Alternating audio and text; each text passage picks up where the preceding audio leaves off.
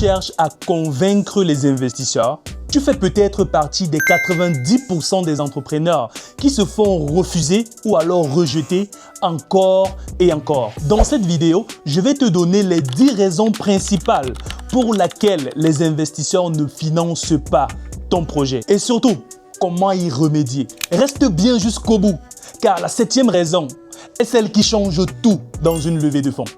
Quand j'ai commencé, je pensais que lever des fonds, c'était simplement avoir une bonne idée et surtout comment la présenter.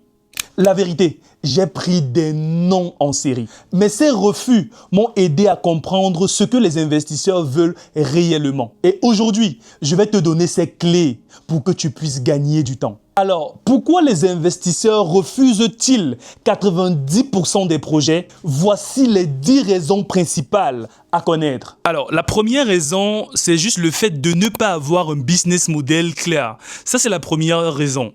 Beaucoup d'entrepreneurs qui veulent lever des fonds n'ont pas un business model clair. Et quand tu leur poses la question de savoir c'est quoi ton business model, ils n'arrivent pas véritablement à te dire comment est-ce qu'ils gagnent de l'argent.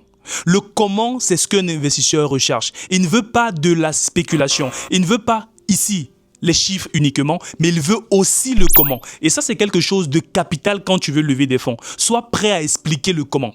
Et ce comment, je l'ai appris à Albert, un entrepreneur que j'accompagne dans mon programme Addict Founding, à structurer ce comment au niveau du business model. Au départ, quand je posais la question à Albert, dis-moi, comment est-ce que tu gagnes de l'argent? Il me dit, écoute Patrick, j'achète des produits en Chine. Vu que Albert il a une quincaillerie, j'achète des produits en Chine et puis je les revends sur le marché camerounais à travers ma quincaillerie. Je lui dis, d'accord, mais tu achètes comment? Il avait de la peine à me répondre. J'ai donc pris la peine de rentrer dans les détails afin de poser des questions de manière claire pour que Albert puisse me donner le comment. Et puis il s'est mis à m'expliquer les choses de manière beaucoup plus transparente. Il m'a dit, tu sais, j'achète les produits en Chine vu que là-bas ça me coûte plus moins cher et j'ai de très bons fournisseurs qui me permettent d'avoir des prix les plus bas. J'ai dit d'accord, c'est super. Explique-moi comment ça se passe. Il me dit, j'achète chez mon fournisseur à tel prix et lorsque j'ai passé ma commande, je vais transférer 50% du montant pour qu'il puisse gérer le transport. Et une fois que la marchandise arrive, avant que je vais payer 50% du solde. J'ai dit d'accord, c'est super. C'est une information importante. Et puis Albert me dit, j'ai un contact à la douane au Cameroun. Et ce contact me permet de dédouaner encore plus rapidement mon conteneur lorsqu'il est arrivé. Je lui dis, ça c'est une information capitale qu'un investisseur, lui, il a besoin de savoir. Que tu as un contact, que tu as un lobby qui te permet d'avancer probablement beaucoup plus vite. Et une fois que ça arrive sur la douane, je dédouane et puis je vais installer cela dans ma boutique ou alors dans ma quincaillerie avant de le vendre de manière détaillée. Je le vends en détail et je le vends aussi en gros à des personnes qui veulent acheter en grande quantité pour approvisionner leurs différentes quincailleries. J'ai dit d'accord. Je me rends compte donc que Albert, il fait pas que du B2B avec des entreprises comme lui, mais il fait aussi du B2C. Ça veut dire il vend à des clients ou à des particuliers directement. Ça, c'est des points hyper importants que Albert m'a donné dans le comment. Et ça, c'est quelque chose que probablement tu ne fais pas. Sois prêt à détailler ton business model de manière claire. Sois prêt à donner le comment, car c'est le comment qui convainc un investisseur de mettre son argent dans ton entreprise. Alors, la deuxième raison ici maintenant, c'est le fait de ne pas avoir de traction. Beaucoup de personnes veulent lever des fonds, mais ils n'ont pas de traction. Tu n'as aucune preuve que les clients veulent ton produit. C'est ça le problème. Parce que tu n'arrives pas à démontrer de manière claire que les clients veulent réellement acheter ton produit. Il faut que tu montres des preuves. Il faut que tu montres des tractions. Ça peut être des sollicitations clients. L'investisseur, lui, il veut être rassuré par cela. Il veut voir effectivement, est-ce que les clients sont prêts à acheter le produit que tu vends? Il faut que tu puisses le démontrer de manière claire. Ça, c'est la deuxième raison. Et puis la troisième raison, encore plus importante ici, c'est la gestion des risques de manière claire. Il faut que tu puisses montrer clairement comment est-ce que tu comptes gérer les risques. C'est quoi ta stratégie de risque? Par exemple, il faut que tu puisses développer cela de manière claire à un investisseur. En cas de si, voilà comment est-ce qu'on va procéder, par exemple. Si jamais, au moment, par exemple, du transport de la marchandise, le bateau décide de chavirer et qu'on perd 100% de notre marchandise, j'ai signé des contrats où j'ai une assurance, par exemple, qui couvre cela. Mon assurance me permet de couvrir cela. Ça rassure un investisseur. Il se dit, d'accord, cet entrepreneur, il est préparé. Il a préparé aussi les risques. C'est ça que l'investisseur, lui, veut comprendre. Donc, il faut que tu puisses montrer clairement que tu as une stratégie pour gérer les risques. La quatrième raison ici, c'est avoir des équipes faibles ou inexistantes. Il est important, quand tu veux lever des fonds, d'avoir des équipes claires. Il faut que tu aies des équipes qui donnent envie. Il faut que tes équipes vraiment montrent ton professionnalisme, montre le sérieux que tu as en tant qu'entrepreneur. Et les investisseurs regardent cela. Un fondateur seul n'inspire pas confiance. Quand tu es seul, tu ne donnes pas confiance à des gens de te rejoindre. Je vais prendre un exemple très clair. Supposons que tu veux créer un business de restaurant. Tu veux ouvrir un restaurant. Tu n'as pas d'expertise dans la restauration et puis tu viens voir un investisseur, tu dis écoute, je n'ai pas d'expertise dans la restauration, mais je compte te faire un restaurant innovateur qui va faire avec livraison à domicile et tout le reste. Un investisseur, il n'est pas convaincu parce que tu es seul. Et en plus, tu n'as pas d'expertise dans la restauration. Tu travailles avec qui, c'est qui tes équipes. Mais maintenant, imagine, tu reviens devant le même investisseur avec un langage beaucoup ou encore plus amélioré. Écoute, je suis peut-être pas expert dans la restauration, je n'ai pas fait des études là-dessus, mais j'ai une entreprise qui fait dans la restauration. Et puis, à la tête, j'ai pour chef le chef Mac, qui a travaillé dans les 5 ou les 3 meilleurs hôtels de la ville, les 3 meilleurs restaurants 5 étoiles de la ville. Et là, étudié à Harvard ou dans telle grande université de restauration, du choix, je spécule comme ça. Et puis, il a 10 ans ou 15 ans d'expérience dans la cuisine en tant que chef. À côté, j'ai 3 serveurs. Ces serveurs ont servi dans les 3 meilleurs restaurants de la ville. Tu les présentes individuellement, afin que l'investisseur puisse voir le background des gars avec qui tu travailles. Lui, c'est mon comptable. Il est expert comptable de formation. Il a travaillé dans tel groupe. Et il a décidé de m'accompagner dans ce projet. Tu vois que là, tu es crédible. Là, ce que tu es en train de dire a beaucoup plus de poids. À toi de prendre ces informations et en faire de ta sauce. À toi de prendre ces informations et chercher les meilleurs profils, les meilleurs talents avec qui tu peux t'entourer pour pouvoir développer un projet beaucoup plus intéressant. Et donc, la 5e erreur ici, ou la 5e raison ici, c'est vraiment les chiffres incohérents ou absents. Les investisseurs, ils investissent sur des chiffres existants. Ils n'investissent pas sur des chiffres futurs. Quand un investisseur veut mettre de l'argent dans ta boîte, il regarde en amont qu'est-ce que tu as déjà fait avant d'espérer ce que tu pourras faire en aval. Ça, c'est très important. Qu'est-ce que tu as déjà fait? Montre tes chiffres de manière claire. Même quand tu es informel, tu n'as pas encore régularisé ton entreprise, n'hésite pas à avoir un petit carnet de comptabilité. Il y a des logiciels qui te permettent de tracer ta comptabilité. Vas-y, prends des notes. Note tout ce que tu dépenses, tout ce que tu gagnes. Il faut que tu puisses avoir une comptabilité claire, que tu puisses déterminer de manière claire et structurée ton seuil de rentabilité. Parce que c'est sur ces informations-là qu'un investisseur mettra de l'argent. Donc ça, c'est la 5e raison. Et la 6e raison ici, c'est la présentation brouillon. Beaucoup de personnes ou beaucoup d'entrepreneurs veulent lever des fonds, mais quand tu leur demandes, vas-y, parle-moi de ton projet, il se met à raconter des âneries. Il se met à spéculer des stupidités de bouche.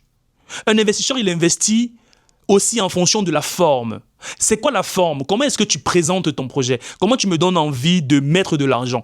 Le fond, c'est le plus important, mais la forme convainc. Travaille ta forme. Et quand je parle de forme ici, évite d'avoir des présentations brouillons. Venir avec des bouts de papier de merde qui ne ressemblent à rien devant un investisseur. Fais-toi un pitch deck.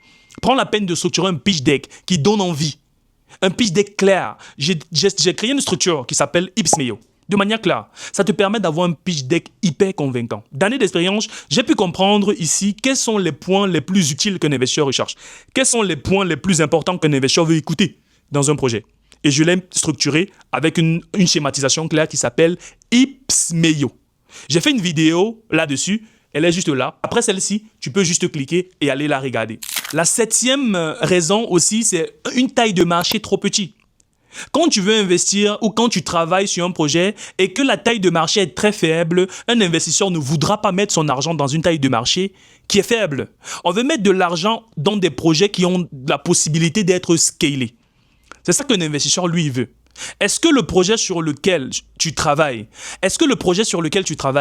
la taille de marché, elle est intéressante? Est-ce que le potentiel de croissance, il est limité ou alors il est potentiellement énormissime? Plus le potentiel de croissance, il est limité, moins un investisseur voudra mettre de l'argent. Par exemple, imaginons que tu veux apporter une solution sur une taille de marché de 1000 personnes, sur une population de 40 millions d'habitants. Mais il n'y a que 1000 personnes qui ont le problème que tu résous. Est-ce que c'est cohérent?